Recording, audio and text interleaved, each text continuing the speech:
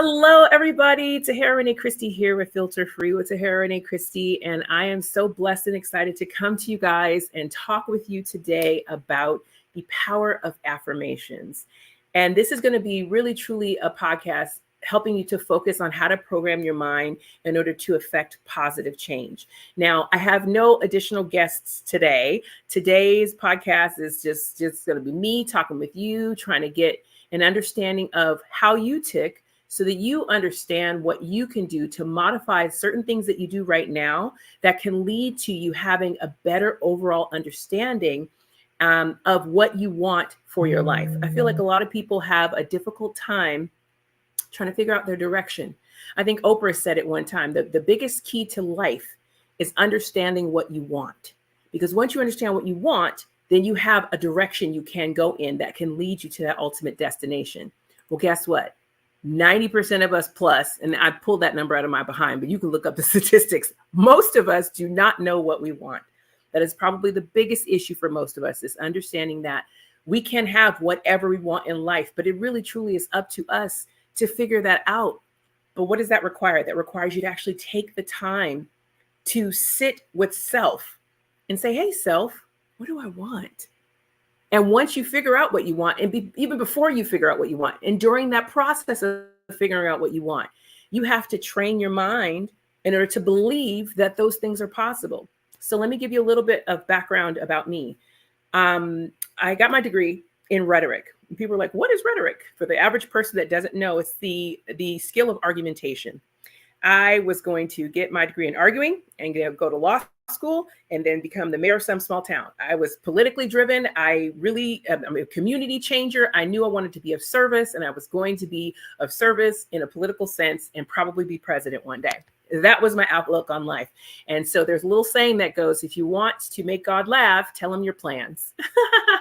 And she was laughing at me, child, because I got pregnant in college during a campaign running for vice president at Cal State Long Beach against another man who was running. I was running for vice president, but who was running for president at the time that I was running president was Robert Garcia, who was the mayor of Long Beach City and who is now in the Senate.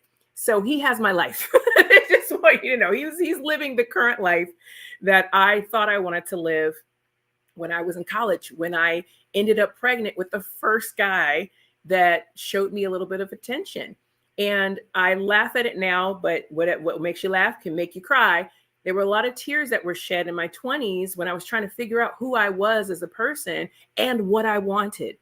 And having been a single mom once in college, and granted, I graduated in 4 years with a 6-month-old because she's about her business. At the end of the day, there was that duality of me that I needed love and I also wanted and desired more for my life. But because I had this issue where I had childhood issues that were coming up during these interactions with the narcissists that I interacted with during that time of my life, I ended up making really difficult life decisions at a very young age, knowing that I've got a 22-year-old son, I've got 19-year-old twin daughters, I have a 9-year-old. Heaven forbid they go down my path in terms of the difficulties that I experienced. But if they did, in whatever form they do their lives, I also have the skill set to support them through. And I'm grateful to God for that, because I feel like a lot of people, they go through life without having the support of the people that they love and the people that love them, because they are ill-equipped to manage that level of life. And that becomes the most difficult thing for most people. They don't have someone reliable to lean upon. And just because someone's blood doesn't mean they're reliable to lean upon. Many people walk around with self-sabotaging behaviors, self-sabotaging ways of thinking. I always call it Swiss cheese holes in their heart, based on the fact that they've been hurt, they've been stabbed, they've been daggered in the heart so many times that they don't feel. I always tell people numbness is worse than being mad or being happy, because when you're numb, there's nothing. Guess what you can't make something out of? Nothing. And so it's okay to be angry, and it's okay to be happy, but be something. Because someone can work with that, whether you're going to therapy, whether you work out, whether you go to church, whether you have a friend that you talk to and tell all your business to. You need an outlet, and you need to work on your mindset. Your mindset literally dictates whether you were going to be made or broken. And when I was in my 20s, raising then 3 kids by myself, because I didn't make that mistake once, I went ahead and went back to my narcissist. Being an empath, I'm naturally attracted to narcissists because I want to help them. I just want them to feel better. I want them to see life from my eyes, which is like birds chirping and rainbows and bunnies and Bambi. I was that girl. And I wanted the opportunity to help a broken person become whole. Guess what's not my job? That. I didn't realize in my desire to help, in my desire to love, in my desire to heal, I was pigeonholing myself into more heartache, more pain, more hurt for myself because I wasn't affirming myself. I took all my affirmations and I gave them away to a man who never loved me. How many girls feel like that? How many girls have the propensity to be a Krishan Rock and tattoo a man's face on my face?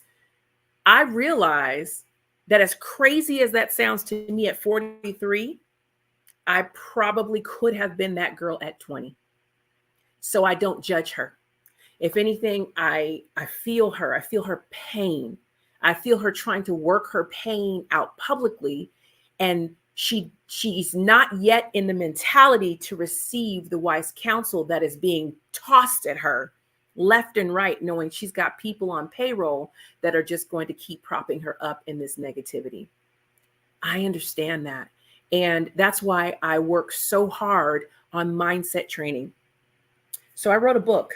It's actually called Unleashing Your Potential. And this one here is to break free from limiting beliefs and self-sabotaging patterns. And the pattern portion of this is probably the most profound. That's a lot of P's. That was It's the most profound because a pattern is your habit. Your habit becomes your character. It becomes who you are. It doesn't become what you say or even what you do. It becomes who you are if you do it enough. My 9-year-old loves to tell me all the time, I don't like that. I'm like, you've never tried it. And then she tries it once. I don't like that. Okay, you tried it once. You didn't have a great experience in that moment of that day, at that time when the wind was blowing to southeast and the moon was out on the west side of the mountain. That was that one time. In order to form any habit, it takes 21 days. In order to really say you don't like something or something doesn't work for you, give it a good 100 times. And that sounds like a lot, but the average person just gives up trying. Number one, they don't know what they want. But then number two, they're not willing to try something different that may make them a little bit uncomfortable. I'm here to make you uncomfortable because in that uncomfortability comes your release. In that uncomfortability comes your way through. In that uncomfortability gives you the mindset that allows you the space to figure out what you want. So one of the things that I do, I go to homeless shelters a lot. I'm at homeless shelters a lot. And I specifically go to halfway houses and rehab centers. But the halfway houses I go to are women who are pregnant and or just had their babies and they're homeless. Why do I go to these spaces? Because I know what it's like. Because I was that young girl in college with no money whose baby daddy got me into an apartment with his credit, his money, his background. I was 19, 20 years old. I had no background. I had no money. I had no credit. And he set me up. And the moment I pissed him off in whatever way that a nice person pisses off a very angry person, he took his name off. He brought me a car, took it away. I was on the bus with my baby back and forth to everywhere I needed to go. So I relate to these girls and like, you tried family, you tried friends, none of that stuff worked. And you're just trying to figure out your way through. And now you've got not only yourself to take care of, yourself to feed, you've got to feed a child. You've got to take care of a child. You got to make sure the child's head is not cocked back in a little stroller in a little carrier case. And all that stuff, if you don't have a partner supporting you, you have to figure out on your own. And guess what you're going to make? A lot of mistakes. And I made a lot of those mistakes. I'm very grateful that all my kids are alive. I'm grateful that all my kids are educated and well-to-do. And so when I go to these homeless shelters, my job, and everybody's like, so what's your class about? I was like, just affirming you, just affirmations, just letting you know that someone cares about you. I don't start a class or end a class without telling these girls that I love them. It's love that took me 45 minutes away from my home to come sit here with you for an hour and a half to love on you, just to let you know that somebody cares. Because how many of us feel like nobody cares? Because the reality is nobody cares. But every once in a while, you get somebody in there who really has a desire to see you through, to see change happening, a real change happen in your life. God put it on my heart. I couldn't tell you why I am the way I am. I could only tell you that God did it, because if it wasn't for the way God works in my life, and as many times as I've seen God work at the last second of the last day and change things in my life that I would have never thought would have changed. And so I give back. And my husband and I are the same. He went through a rehab, and he's been sober for 18 years. And so he goes into jails and he goes into rehab centers, and he, goes to men's groups, and he does a lot of talking and leadership and in that aspect of life. And so we are people of service, because we understand, I don't care how far in life I go, I could be a quadrillionaire. I am always going to sit in a room full of people that I can support and give hope to, because someone did that for me. So I encourage you all to do the same. I know that was a long-winded way of saying, hey, look at my book. But this is where it begins. And it begins with someone believing in you. And so if you don't have that in your life, let me be that person to let you know that I believe in you. I believe there's good in everyone. Now, that don't mean I'm going to take on your bull stuff. That don't mean that. That don't mean that. That's not what I said. That's not what I said at all. That means that everybody has the propensity to do something well. Are you willing to put forth the work to do that thing well? And that's going to be the difference. And that's going to be the key to your success or your demise. I tell my children all the time, everything you do has a reward or a consequence. And it's really up to you how you decide to deal with the devil and the angel on your shoulder. I know for me in my youth, I took in a lot of consequences because I was that girl. Okay. I didn't mean to be that girl. It was just in me to be that girl. It was just, hey, I was being me and things just happened. You hear me? But I thank God that I got my mind changed. My mindset shifted, where I decided I'm better than this. I have more to give the world than what I'm giving right now. I can produce better things than what I'm producing right now. But then I was like, well, why? Why do I keep making these mistakes? How do I keep putting myself in these positions to harm myself? Why am I depressed? Why am I sad? Well, yeah, I had to go back into my childhood. I had to acknowledge some of the things that went wrong. The people that I loved so very much, they didn't always do me right. And it's not their fault. They didn't have the capacity to give me everything I needed, which is why God made this thing called self-esteem, self-worth, self-care. Guess who's got to manage that? I had to learn how to be responsible for myself and responsible for how I responded to things. Because guess what? I also was a hothead. I used to pop off with the quickness and with ease. Okay. I still have some of the emails that I sent to exes in college. I mean, I'm writing you a 4-page letter. That was me. I wrote paragraph after paragraph.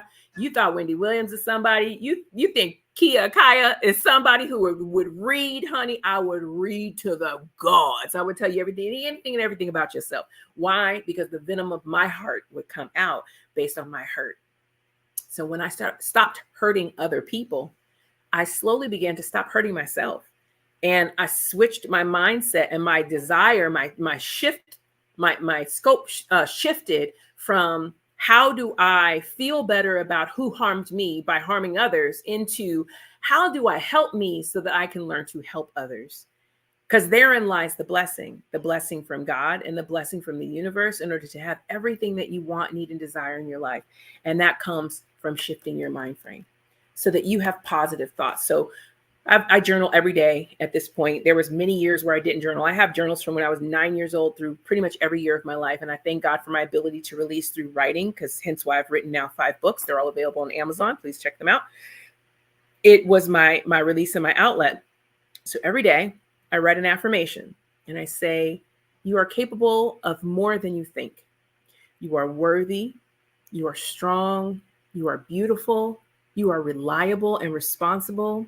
You are kind, you are gentle, you are smart, you are loved, you are encouraged, And I say this in the mirror so that I can hear me say it back to me.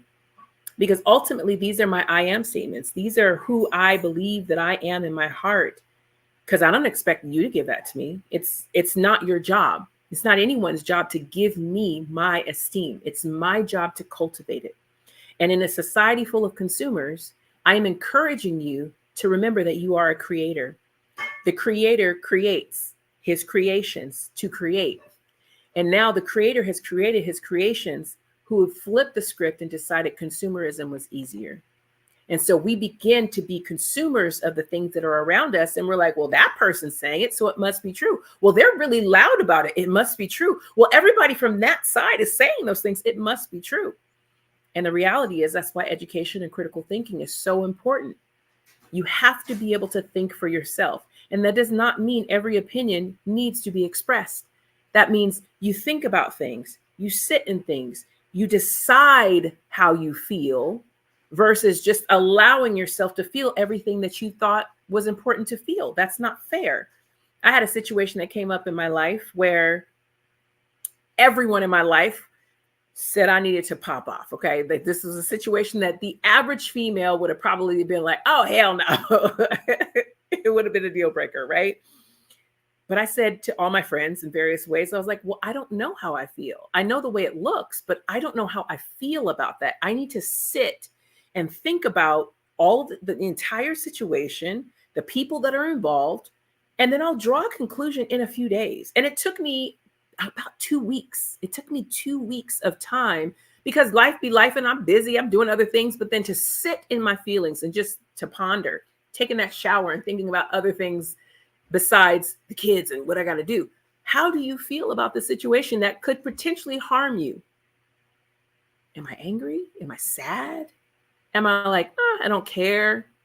And it turned out that I was hurt. And I let the person know I'm hurt. And it took me some time to feel this. So I didn't want to pop off and be like, what you did? That's not my goal. I don't have the desire in any of my relationships with my friends, my family, my husband, it doesn't matter, my kids. Is if I have to get to the point of yelling at this point in my life, you are not hearing me speak because it takes a long time for me to get to popping off. Like one of my girlfriends told me yesterday, she heard me cuss for the first time, like cuss somebody out for the first, and it happens like once a year, but once a year versus the way folks be doing it, I don't mind. If I get to the point of cussing, you've deserved every word. Because I don't do it. It's not in me. It really is not. We can rationally talk about things any day of the week. I'm the sign of the communicator. I can communicate. Got a whole degree in it. We can go back and forth and work things out. She was so shocked because she did not expect it on anybody. However, that's the whole point. I sit in my feelings. I manage my emotions. I don't expect anybody else to take on the burden of how I feel ever, because it's not your job. The only person that I will remotely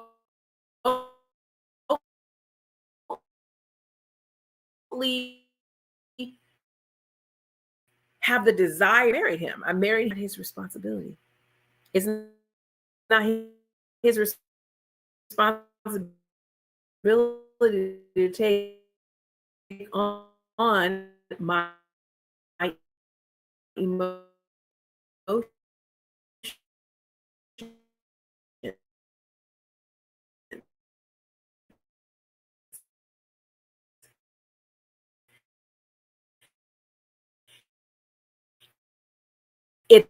It's a desire of his, and I appreciate that, just like it's a desire of mine.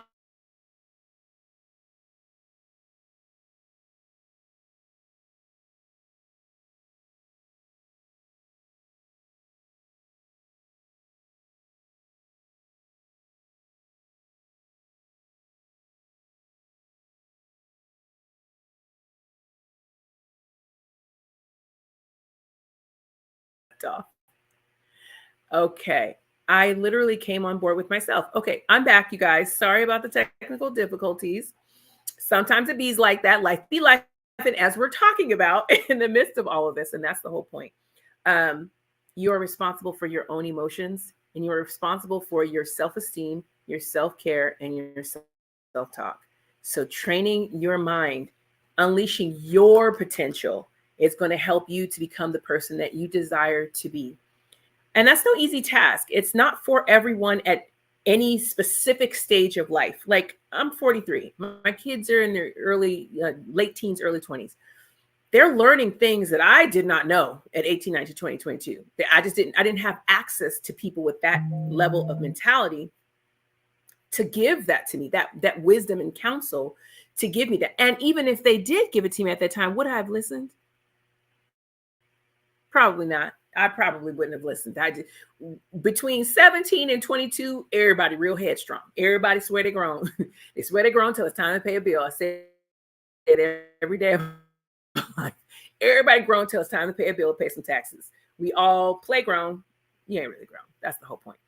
So what am I saying?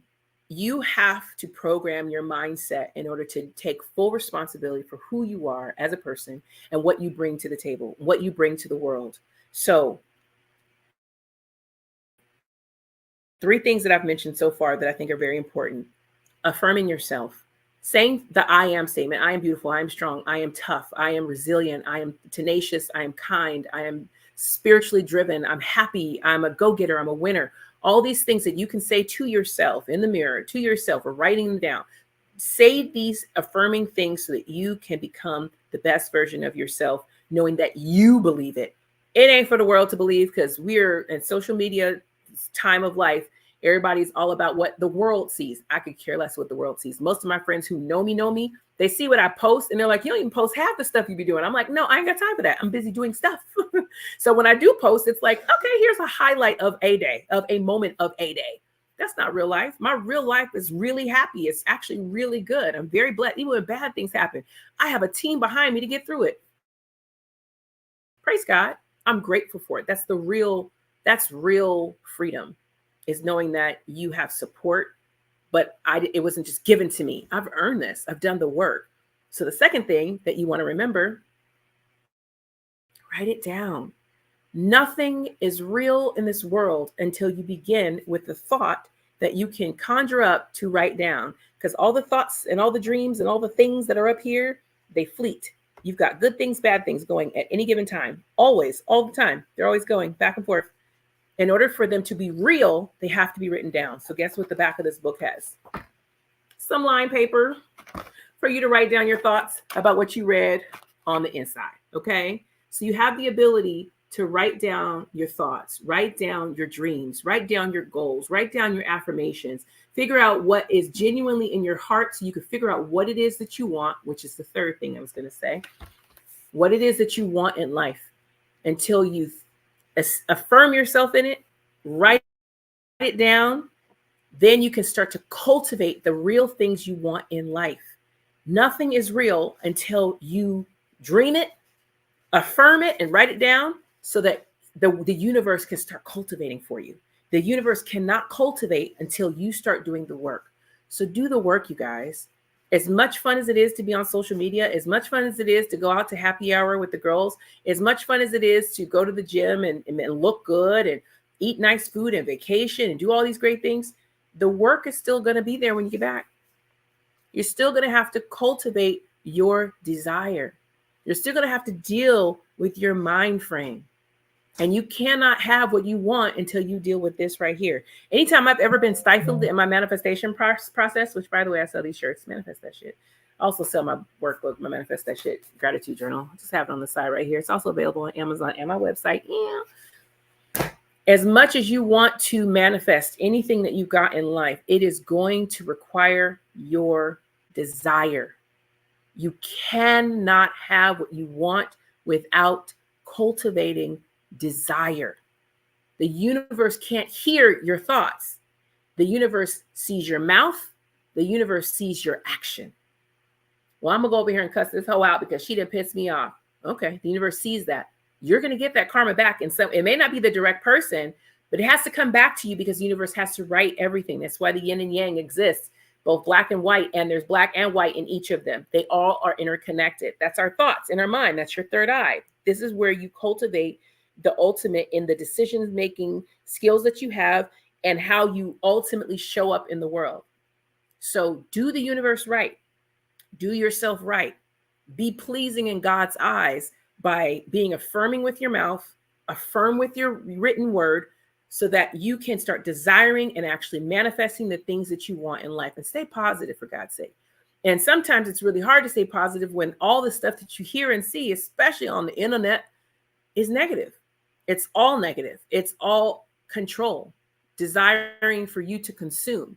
I get it. I just talked about 2 of my books that I'd love for you to buy, but whether you buy them or not going to make or break me. It won't. It's something for you. And if you have the desire to change your life, great. I'm here to support you. I'm here to help you. I'm here to love on you. That's really why I'm here. But if you don't, that's okay too. I'm still going to love you. I'm still going to want the best for you, because that's what it feels like to be a genuinely good person. And so I thank God for the good energy. I thank God for the lessons in life that I've learned. I thank God for my mentality having changed, which is why I say it's so important to have this match this. And if this is messed up, you got to start here, so that you can change this, so that you can change this, so you can change this, so that your outlook completely changes. You have so much available to you. I believe in you. I thank you for being here for my podcast, even with the technical difficulties. Thank you so much. This was just an opportunity for me to get back into the swing of things, and podcast with my heart. No real agenda outside of just supporting the mental and emotional health and well-being of the people who choose to spend time with me. So thank you for spending some time with me. Thank you for spending some time with me. I look forward to blessing the stage next week. We've got a great guest, and I'm looking forward to that. Our next show is going to be all about advocacy, self-advocacy, and really stepping up for yourself and making sure that you are your best advocate, because no one's going to advocate for you the way you can. So thanks for joining me, and we'll see you guys on the next show.